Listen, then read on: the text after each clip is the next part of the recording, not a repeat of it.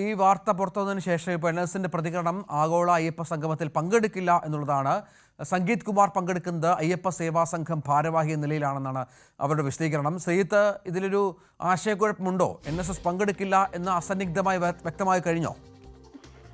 രഞ്ജിത്ത്, തീർച്ചയായും ഒരു ആശയക്കുഴപ്പമുണ്ട് എന്ന കാര്യത്തിൽ സംശയമില്ല. പ്രത്യേകിച്ച് ഈ സംഗീത് കുമാർ പങ്കെടുക്കുമെന്ന് അദ്ദേഹം പ്രഖ്യാപിച്ചതോടെ സർക്കാരിന് NSSന്റെ പൂർണ്ണ പിന്തുണ എന്ന നിലയിലാണ് വാർത്തകൾ വന്നിരുന്നത്. ഒരുപക്ഷെ അതോടുകൂടിയായിരിക്കും ഒരു തിരുത്തലിന് NSS നേതൃത്വം തയ്യാറാകുന്നത് എന്ന് വേണം മനസ്സിലാക്കാൻ. നിലവിൽ അവർ ചൂണ്ടിക്കാട്ടുന്നത് സംഗീത് കുമാർ അയ്യപ്പ സേവാ സംഘത്തിന്റെ ഭാരവാഹിയാണ്, ആ നിലയിലാണ് പങ്കെടുക്കുന്നതെന്നാണ് NSSന്റെ നേതൃത്വം ചൂണ്ടിക്കാട്ടുന്നത്. അതിനപ്പുറത്തേക്ക് ഇത്തരം പരിപാടികളിൽ NSS പങ്കെടുക്കുന്നില്ല എന്നുള്ള നിലപാടാണ് ഇപ്പോൾ അറിയിച്ചിരിക്കുന്നത്.